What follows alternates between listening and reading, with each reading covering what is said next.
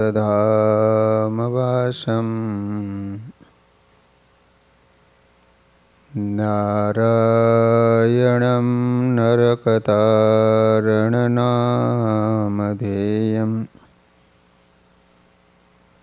श्यामं श्रितं द्विभुजमेव चतुर्भुजं च त्वां भक्तिधर्म तनयं शरणं प्रपद्ये। बोलो स्वामीनारायण भगवाननी, श्री हरि कृष्ण महाराजनी, श्री राधा कृष्ण देवनी, श्री नरनारायण देवनी, श्री लक्ष्मीनारायण देवनी। बधा ज हरिभक्तों ने घणा भावथी जय स्वामीनारायण।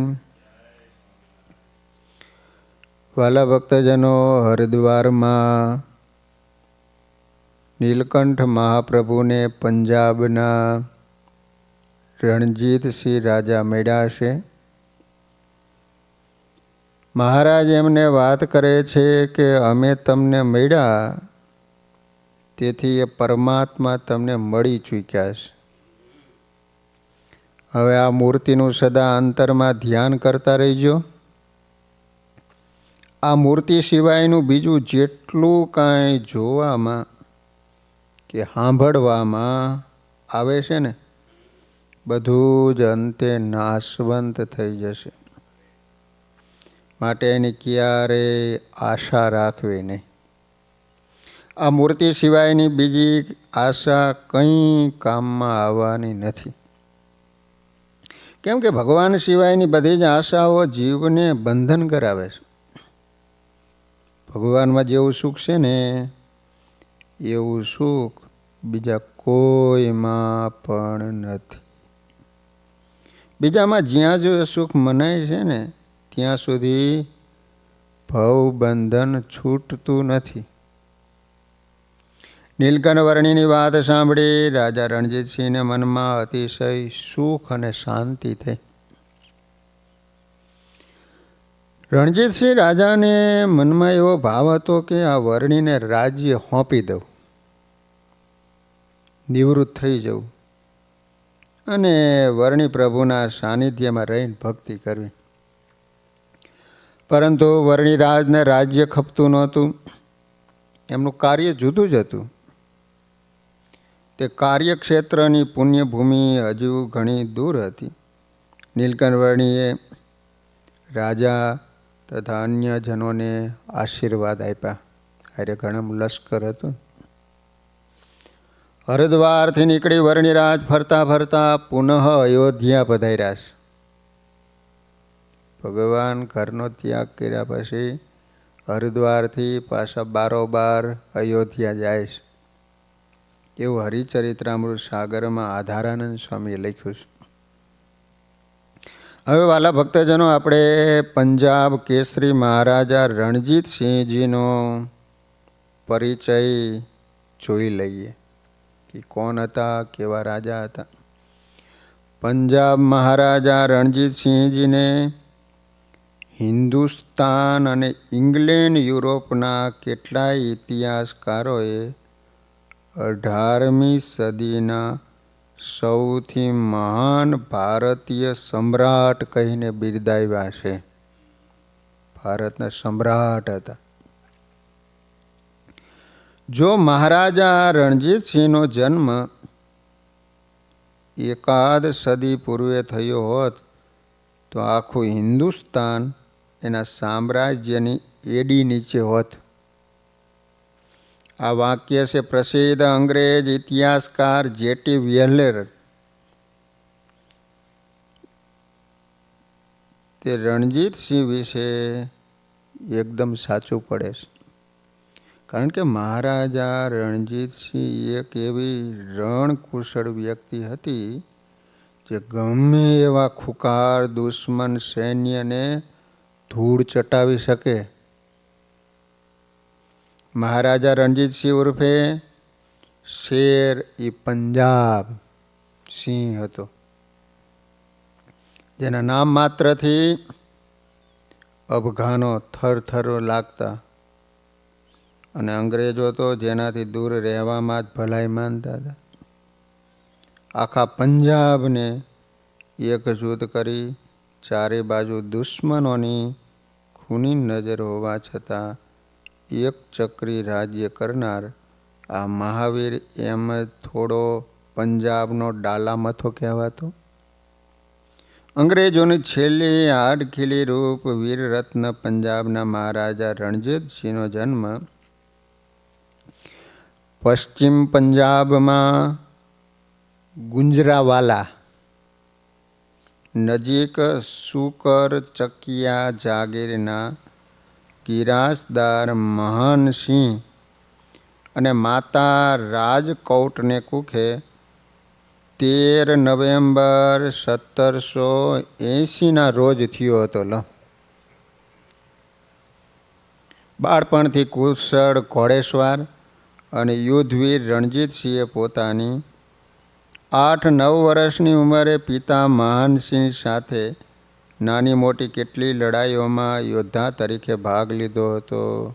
નાનપણથી 8 વર્ષનું કેવડું છોકરું હોય તો યુદ્ધે જતા બાપાની હારે, બોલો. રણજીતસિંહનું જન્મનું નામ તો બુદ્ધસિંહ હતું, પરંતુ નાની ઉંમરે એને મુસ્લિમ સેનાપતિ પીર મુહમ્મદ સામે રણયુદ્ધમાં ખૂબ શૂરવીરતાપૂર્ણ જીત મેળવી હોવાથી 10 વર્ષની ઉંમરે એના પિતા મહાનસિંહે એનું નામ રણજીતસિંહ પાડી અને રાજ્ય અભિષેક કર્યો હતો. 10 વર્ષની ઉંમરે, બોલો. મુહમ્મદની સામે જીતી ગયા. 10 વર્ષનું છોકરું, વિચાર કરો. એટલે એના બાપાએ એનું નામ પાડી દીધું રણજીતસિંહ. રણમાં જીત મેળવી ને, નકર હતું એનું નામ બુદ્ધસિંહ. અને તરત જ રાજ્ય અભિષેક કરી દીધો.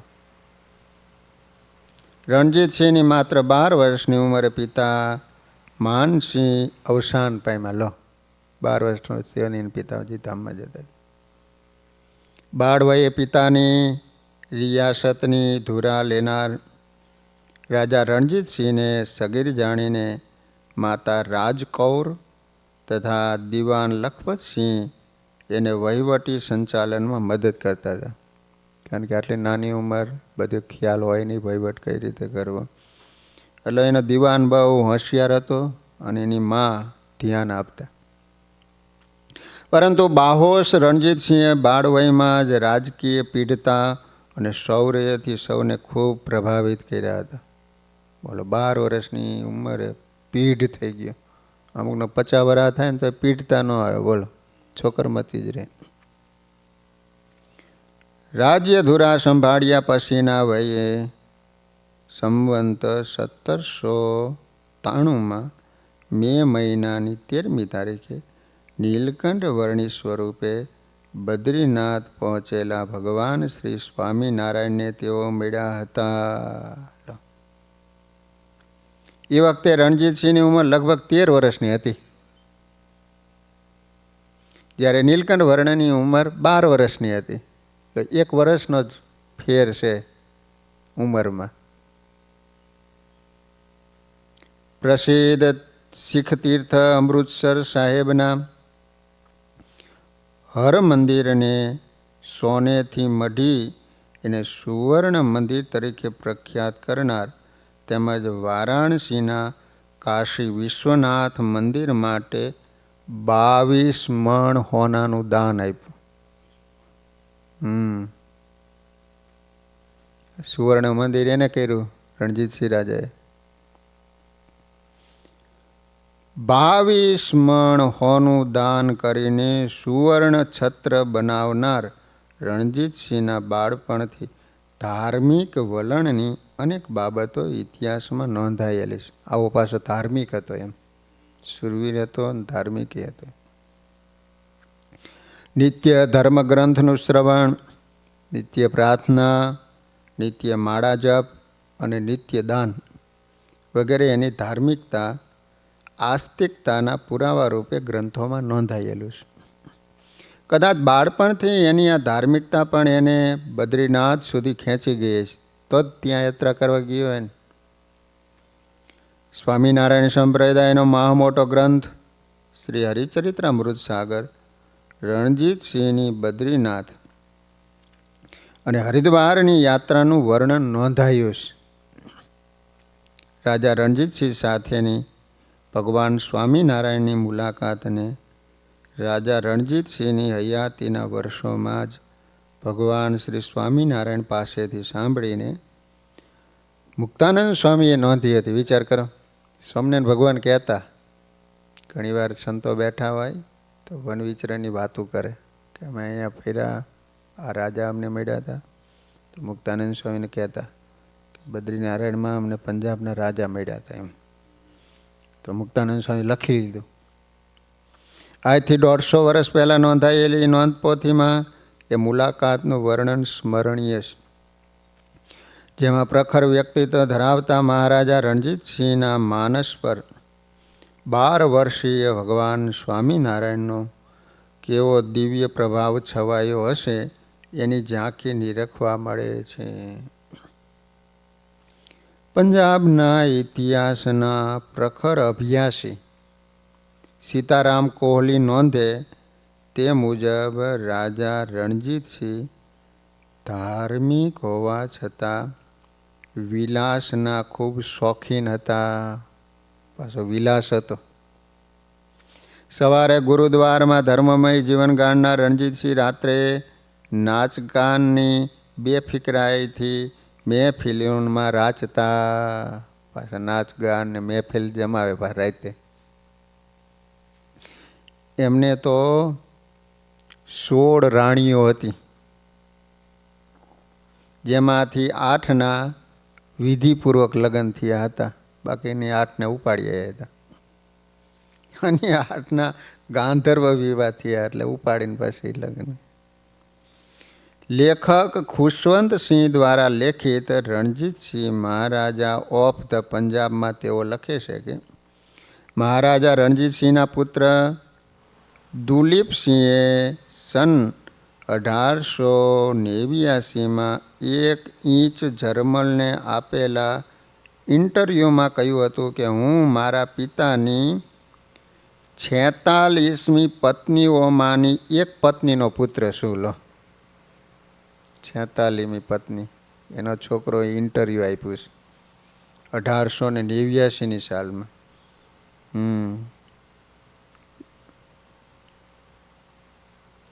જોકે એની પાછળ તે સમયે પંજાબમાં બહુપત્ની વ્રતને અધર્માચરણ તરીકે લેવામાં નહોતું આવતું. એ સમય હતો કે માણસ ગમે એટલી રાખી શકતા એમ.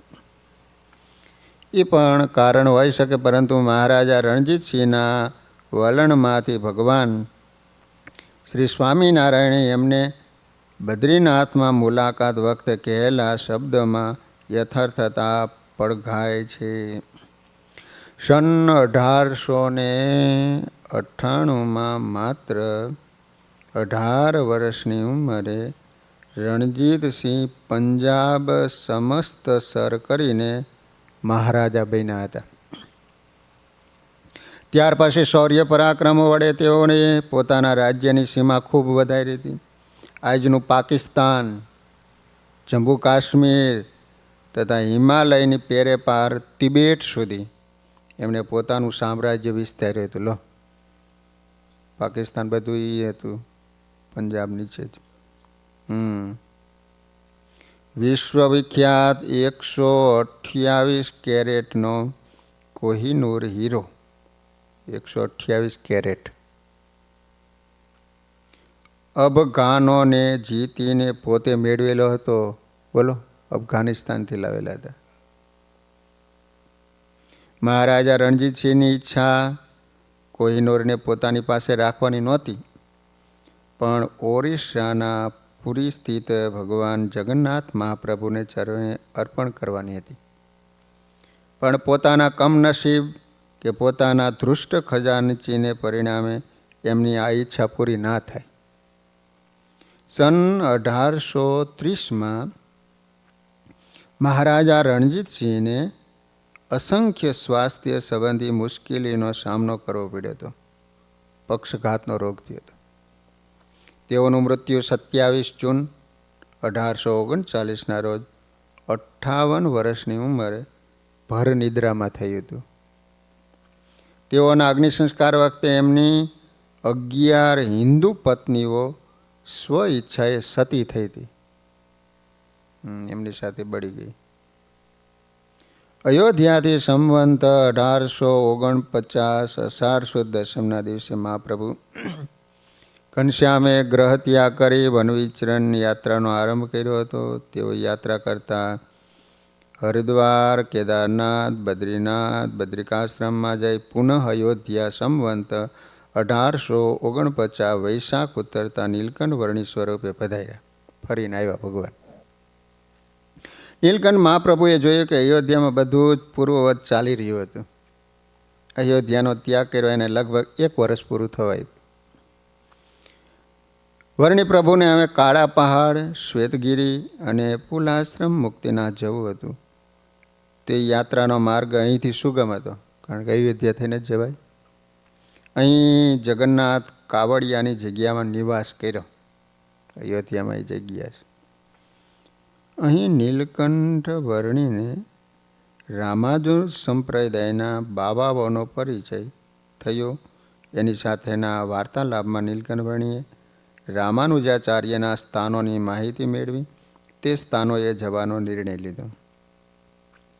થોડા દિવસ અયોધ્યામાં ગુપ્તવાસ સેવી. ત્યારે નીલકંઠ સવારે સરયુ પાર કરવા નીકળ્યા ત્યારે વર્ણીએ અયોધ્યા તરફ એક દ્રષ્ટિ ફેંકી. નીલકંઠ વર્ણી સરયુ કાંઠે આવ્યા. ફરી સરયુ પુલકિત થઈ ગઈ. નીલકંઠ વર્ણીનો વર્ષ પહેલાંનો વિયોગ એને સદાયને માટે વિયોગ લાગ્યો હતો. પણ એનો ભાવ જોઈ નીલકંઠ વર્ણી પ્રભુ પાસે આવ્યા. તેના ઉદ્ગમ સ્થાન માનસરોવરમાં નીલકંઠ વર્ણીએ સરયુને પોતાના દર્શન અને સ્પર્શનું સુખ આપ્યું હતું. આજે પુનઃ નીલકંઠ વર્ણીની સેવા કરવાના કોડથી સરયુ ઉછાળા મારવા લાગી. તેનો વેગ જોતા જાણે આનંદ વિભોર બનેલી અભિસારિકા તાંડવ નૃત્ય કરતી હોય ને એવું દેખાતું હતું. ભલભલાની ધીરજ ડગી જાય એવા પાણીના લોઢ ઉછળતા હતા. નીલકંઠ પ્રભુએ એમાં ઝંપલાયું. સરયુનું તાંડવ શમી ગયું. જાણે ધરતી ઉપર ધીમા ડગ દેતા હોય એમ નીલકંઠ વર્ણીએ સરયુના પ્રવાહ ઉપર ચાલવા માંડ્યા. જોત જોતામાં 3 યોજન પાર ઉતરી પ્રભુ ઉત્તર તરફના કિનારે પહોંચી ગયા. નીલકંઠ વર્ણી સરયુ નદીને કિનારે ચાલી થોડી વાર વિશ્રામ કરવા બેઠા. પછી આગળ ચાલ્યા. એટલામાં હરિયા નામનું ગામ આવ્યું. હરિયા. ત્યાં પાસેના કૂવામાંથી પાણી કાઢી દેવને જળપાન કરાવી, પોતે જળપાન કરી. ગામના દરવાજા પાસે હલવાઈની હાટ હતી, દુકાન હતી કંદોઈની. નીલકંઠ વર્ણીની બાલ્ય અવસ્થા હતી. જોનાર લોકોના મનને હરે એવી અદ્ભુત આકૃતિ દરેકને પ્રિય લાગતી હતી. હલવાઈ અને એની માતા બેઠા હતા. એમણે મહા તેજસ્વી તપસ્વી સ્વરૂપ રૂપના અંબાર નીલકંઠ વર્ણીને જોયા. વર્ણીના મોહક સ્વરૂપમાં એમને આકર્ષણ થયું. એટલામાં તો પૂરના આબાલ વૃદ્ધ સૌ ત્યાં આવી પહોંચ્યા. નીલકંઠ વર્ણીની આજુબાજુ ટોળે વળી સૌ વર્ણીના દર્શન કરવા લાગ્યા.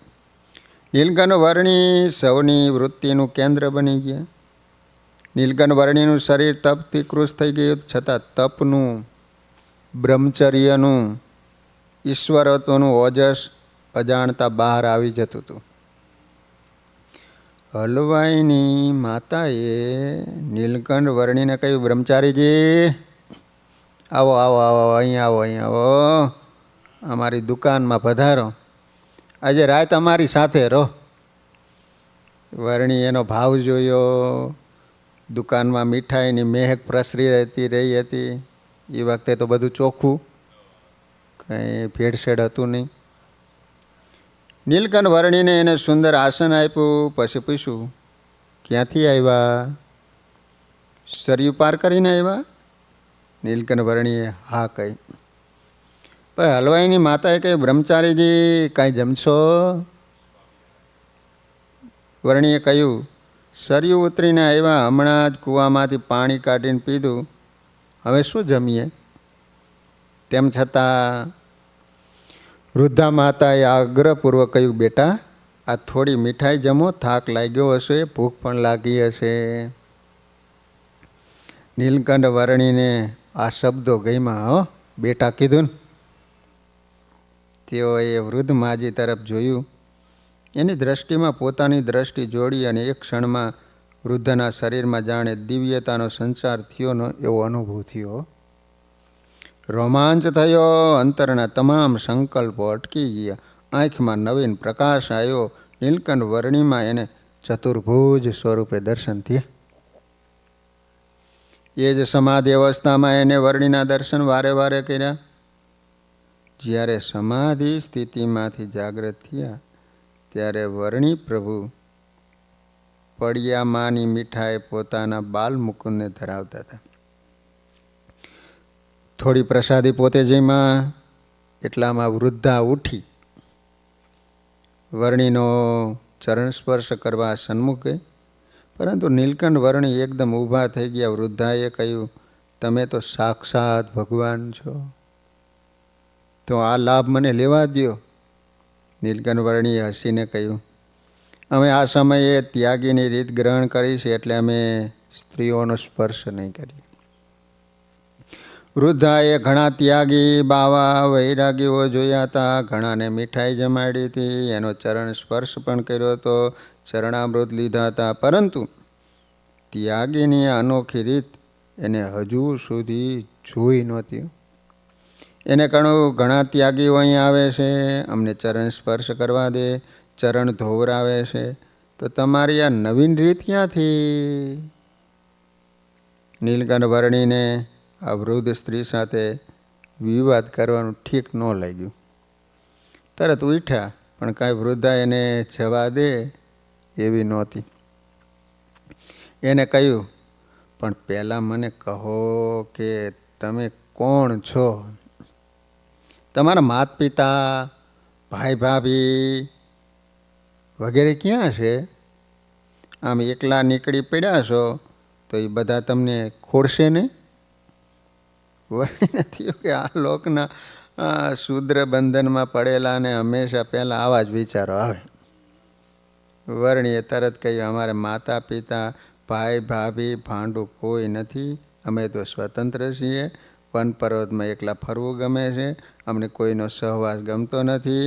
બ્રહ્મ મસ્તીમાં મસ્ત થઈ એકાકી વિચરણ કરવામાં અમને આનંદ આવે છે.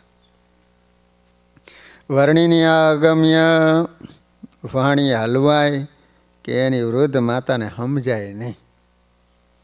પણ બાલ યોગીના મુખેથી સ્રવતા અમૃત સમાન શબ્દો સાંભળીને મા દીકરાને શાંતિ થઈ ગયો.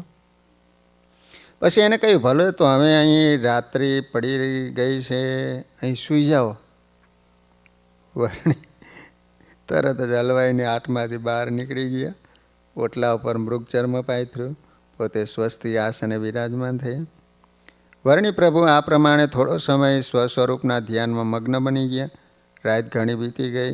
પછી પ્રભુ ડાબે પડખે એક હાથનું ઓશીકું કરીને પોઢ્યા. ડાબા પગના ઘૂંટણ ઉપર જમણો પગ સ્થિર કર્યો, જમણો હાથ નિતંબ ઉપર પ્રસાર્યો હતો. આ રીતે નીલકંઠ વર્ણી યોગ નિદ્રામાં ડૂબી ગયા.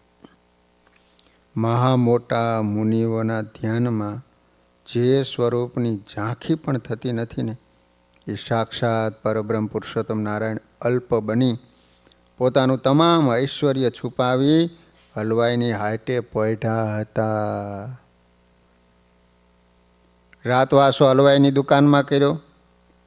એ અવસરે અનંત દેવતાઓ પધારી નીલકંઠ વર્ણીને પ્રાર્થના કરતાં કહ્યું કે પ્રભુ, આ પૃથ્વી પર અસુરોનો ભાર વધી ગયો, તેને આપ કૃપા કરી હળવો કરો. વર્ણી પ્રભુએ પ્રાર્થના સ્વીકારી. વહેલી સવારે નીલકંઠ મહાપ્રભુએ જાગૃત થઈ પ્રાતઃવિધિ કર્યો. ત્યાં હલવાઈ અને એની માતા આવ્યા. નીલકંઠ વર્ણી એમને દર્શન આપી, પોતાના સ્વરૂપનું જ્ઞાન આપી, એમની પૂજા સ્વીકારી, મોક્ષભાગી બનાવ્યા. પછી એમની વિનંતીથી અલ્પાહાર કરી ત્યાંથી આગળ ચાલતા થયા. હરૈયા એ ઉત્તર પ્રદેશ રાજ્યના બસ્તી જિલ્લામાં આવેલું એક તાલુકા નગર છે. હરૈયા. એવી માન્યતા છે કે આ નગરમાં ભગવાન શ્રી રામ, સીતા અને લક્ષ્મણ સાથે અહીં પધાર્યા હતા. રામાયણ યુગમાં આ નગર હરિરૈયા તરીકે ઓળખાતું હતું, જે પાછળથી અપભ્રંશ થઈ અને હરૈયા તરીકે જાણીતું બન્યું. અહીં એક પ્રખ્યાત મંદિર રામરેખા મંદિર છે. રામરેખા મંદિર ભગવાન રામ અને દેવી સીતાનું સૌથી પ્રાચીન હિન્દુ મંદિર છે. ભગવાન શ્રી રામ એમની જનકપુરી અયોધ્યાની યાત્રા દરમિયાન એક દિવસ અહીં રોકાયા હતા. ભગવાન શ્રી રામ, સીતા અને લક્ષ્મણ સાથે રામ જાનકી માર્ગ, રાજ્ય ધોરીમાર્ગ 72 નામના માર્ગ દ્વારા અયોધ્યા તરફ પ્રયાણ કર્યું. સંવંત 1857ના બળવા દરમિયાન ભારતીય લડવૈયાનું મુખ્ય આશ્રય સ્થાન અહીં હતું. સ્વાતંત્ર્ય સંગ્રામમાં હરૈયા અને અમો રાજ્યના આશરે 250 જેટલા શહીદોને જનરલ ફોર્ટની હત્યા પછી કાર્યવાહીમાં બ્રિટિશ સરકારે છાવણી ખાતે પીપળાના વૃક્ષ નીચે ફાંસી આપી હતી. જનરલ ફોર્ટની હત્યા કરીને આપણા ભારતીય તો 250 જણાને પીપળાના વૃક્ષની ફાંસીએ ચડાયા હરૈયા ગામમાં. નીલકંઠ વર્ણી ઘણે દૂર સુધી ચાલ્યા ત્યારે જેમાં ઘણા હિંસક પ્રાણીઓ રહેતા હતા તેવું એક મોટું ઘાટું વન આવ્યું. આ ઘોર વનમાં ભીલો વસતા હતા. નીલકંઠ વર્ણીને એક ભીલ અને એની પત્ની મળ્યા. તેઓ નીલકંઠ વર્ણીને અલૌકિક, તેજસ્વી, સુંદર, મનમોહક મૂર્તિ જોઈ આશ્ચર્ય પામ્યા. આ કોઈ મોટા સિદ્ધયોગી છે એમ માની પાસે આવી પ્રેમથી નીલકંઠ વર્ણીના દર્શન કરી ફળોની ભેટ ધરી ભીલ. નીલકંઠ વર્ણીએ ત્યાં આસન કર્યું. બાલમુકુંદને ફળ ધરાવી પોતે તેમાંથી થોડા ફળ જમ્યા. બીજા પ્રસાદીના ફળ એ ભીલોને આપી દીધા. એ ભીલોમાંના એક વૃદ્ધ વર્ણી પ્રભુને પૂછ્યું, આવા કઠણ રસ્તામાં તમે ઉઘાડા પગે વેગથી ચાલો છો, તેથી તમને કાંટા કાંકરા વાગતા છે, તો સાથી આવો વૈરાગ્ય ઉત્પન્ન થયો અને સાથી ઘેરથી ચાલી નીકળ્યા? બધા એ જ પૂછે. વર્ણીને આવું પૂછનારા ઘણા મળતા, તેથી તેઓએ એનો ઉત્તર આપ્યો જ નહીં. પરંતુ એમને પૂર્વના સંસ્કારી જાણીને નીલકંઠ વર્ણી એમને મોક્ષનો ઉપદેશ આપતા કહ્યું, તમે સત્સંગમાં જન્મ પામશો ત્યાં તમને મારો યોગ થશે, પછી તમારો મોક્ષ થશે. એમ વરદાન આપી નીલકંઠ વર્ણી ત્યાંથી વનમાં આગળ ચાલતા થયા. નીલકંઠ વર્ણી આ વનમાં ચાલ્યા જ કર્યું. રાત પડી ગઈ. વનમાં રાત રહ્યા. સવારે ઉઠી સ્નાન વિધિ કરી નિત્યકર્મ કરી વનમાં પડેલા પાકા ફળ જમ્યા. બાલમુકુંદને ધરાવી પોતે જમ્યા. પુનઃ યાત્રા શરૂ કરી. 3 પહોર સુધી ચાલ્યા. 3:09 કલાક. બીજું અરુણોદય આવ્યું. તેમાં થઈ એક નદી પસાર થતી. 2 કાંઠાને અડીને બહુ જ ઊંચી ભેખડો વચ્ચે થઈ પાણી જોરથી વહી રહ્યું હતું. ભમરીઓ ઉછળતી હતી. કોઈ રીતે નદી ઉતરાય એવું નહોતું. પરંતુ નીલકંઠ વર્ણીને તો આવી ગાંડી તો નદી જોઈને આનંદ થતો. એમણે કૂદકો મારવાનું વિચાર્યું. નીલકંઠ વર્ણીએ ભેખડ ઉપરથી નદીમાં ઝંપલાયું. નદીના નીર ઉછળ્યા. નીલકંઠ વર્ણીને એ જ કાંઠા ઉપર ફંગોળીને પાછા મૂકી દીધા. પણ નીલકંઠ વર્ણી ફરી નદીમાં ઝંપલાઈ. જે મુમુક્ષુને તારવા જ આવ્યા છે એને કોણ બુડાડી શકે? કુંડાળું લેતી ભમરીઓના વેગ સાથે નીલકંઠ પ્રભુ પણ ઉછળતા હતા. એમ વમળની આંટીમાં આવ્યા સિવાય ધીરે ધીરે નીલકંઠ પ્રભુ સામે કિનારે પહોંચી ગયા. એક વિશાળ વૃક્ષની નીચે સ્વસ્તિક આસન લગાવી તેઓ બિરાજમાન થયા. સૂર્યાસ્ત થવાનો સમય હતો. સંધ્યા શોભાયમાન દેખાવા લાગી. ધીરે ધીરે અંધારું પૃથ્વીને આવરવા લાગ્યું. પણ જે જ્ઞાનમય છે, પ્રકાશમય છે, એને અંધારું શું કરી શકે? અંધારાને ઓગાળી દેતા નીલકંઠ વર્ણી ત્યાં સ્વસ્વરૂપના ધ્યાનમાં મગ્ન બની ગયા. ત્યાં મહાભયંકર ભૂતપતિ રાક્ષસ આવ્યો.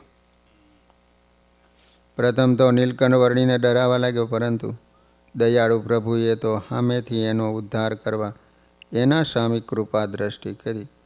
એટલે એના પૂર્વના બધા પાપો બળી ગયા. તેથી એને જ્ઞાન થયું. એટલે નીલકંઠ વર્ણીને ભગવાન માની સાષ્ટાંગ પ્રણામ કરી પ્રાર્થના કરતો બોલ્યો, પ્રભુ આપ સમર્થ હશો.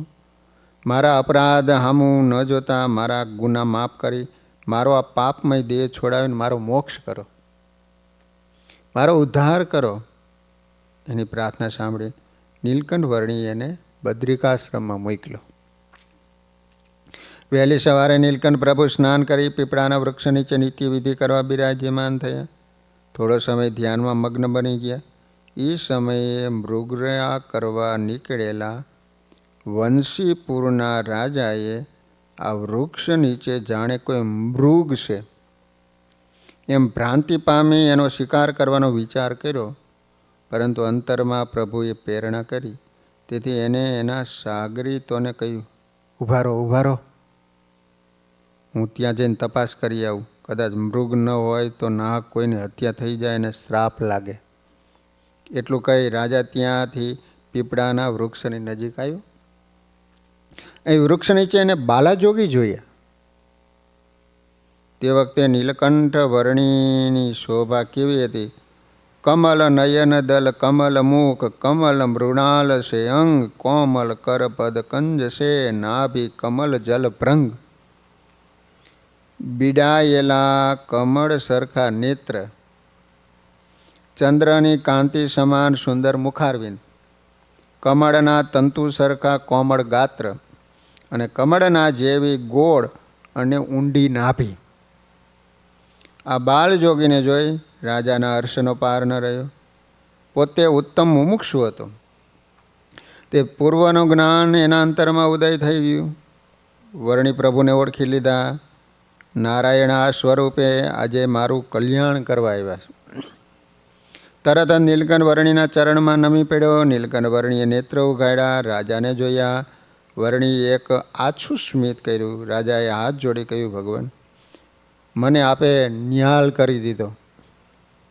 આપના દર્શનથી હું કૃતાર્થ થઈ ગયો. મારા રાજ્યમાં પધારી અમને સૌને પાવન કરો. નીલકંઠ વર્ણીએ રાજાનો ભાવ જોયો. તરત પોતે રાજાની સાથે જવા તૈયાર થયા. રાજાએ નીલકંઠ વર્ણીને પોતાના ઘોડા ઉપર બેસાડ્યા. પોતે ઘોડાની સરક પકડી ઘોડાને દોરવા લાગ્યો.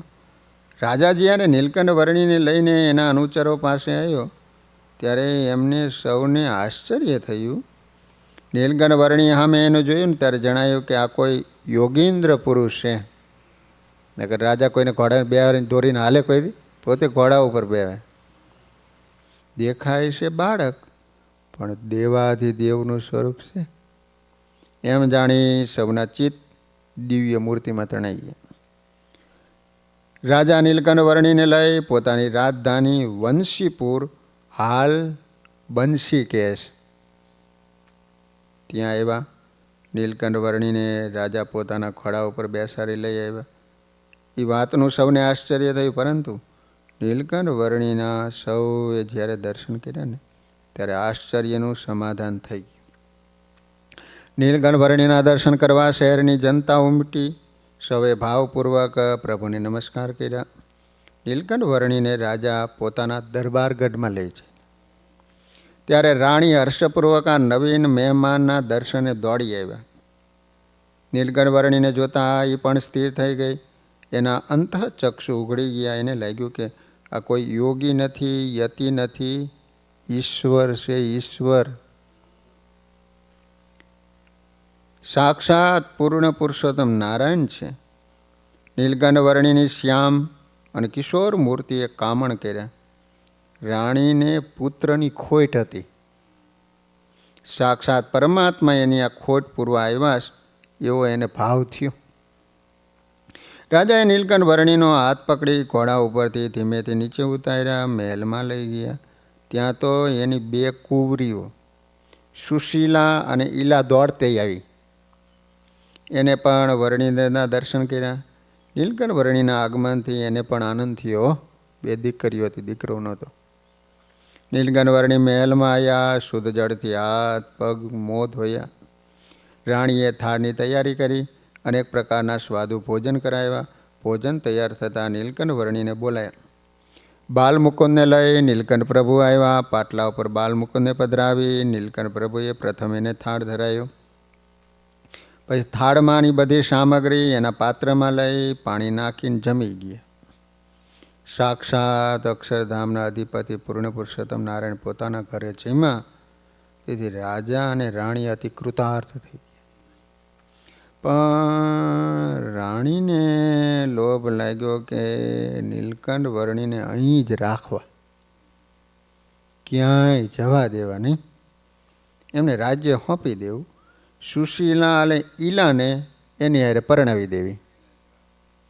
આવા અનેક સંકલ્પો એના અંતરમાં ઉઠવા લાગ્યા. રાજા અને રાણીના પૂર્વના અતિ બલિષ્ઠ સંસ્કારના યોગથી નીલકંઠ વર્ણી એના મહેલમાં રહ્યા હતા. વન વિચરણના આટલા સમયમાં તેઓ ક્યાંય વસ્તીમાં ગયા નહોતા હો.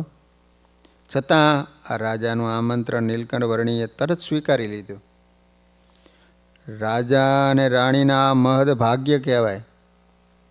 રાણીનો સંકલ્પ નીલકંઠ વર્ણી જાણતા હતા, પરંતુ નીલકંઠ વર્ણીના સ્વભાવને કોણ ઓળખી શકે? પોતાને આધીન સર્વને રાખે, પણ કોઈથી દબાઈને પોતે પરાધીન ન થાય. નીલકંઠ વર્ણીની સેવામાં સૌ જોડાઈ ગયા. સવારે સ્નાન કરી નીલકંઠ વર્ણી તૈયાર થયા. ત્યાં તો સુશીલા અને ઈલા એની પૂજાની સામગ્રી તૈયારી કરી દેતી હતી.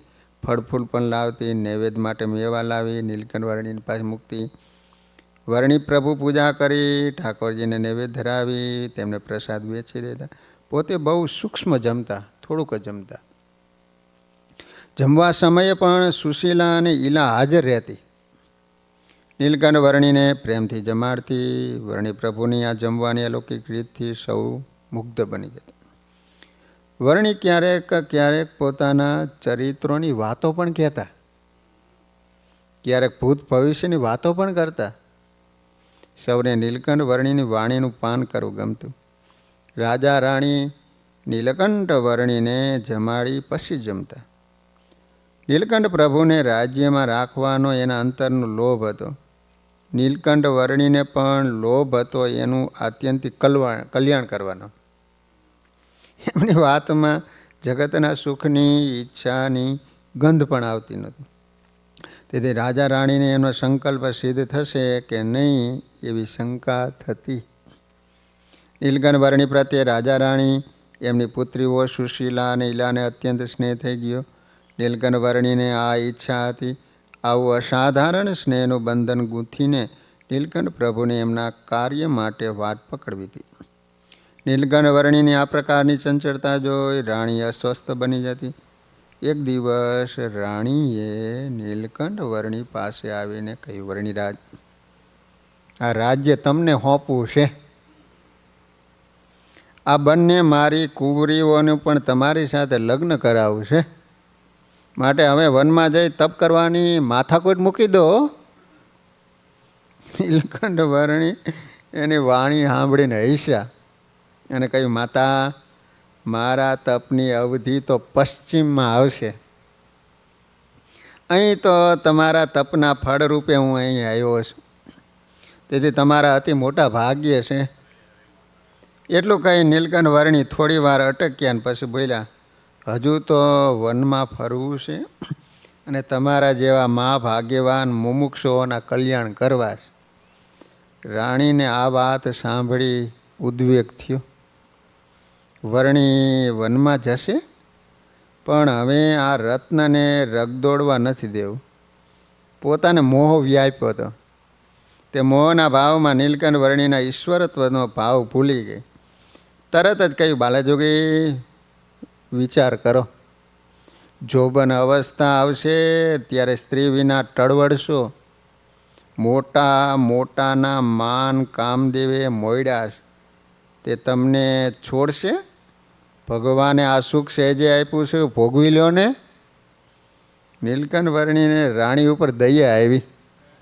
એમને કહ્યું, સુખ માત્ર તો વન પર્વત નદી નાળામાં ફરવું, પરમાત્માનું ચિંતન કરવું એમાં જ છે.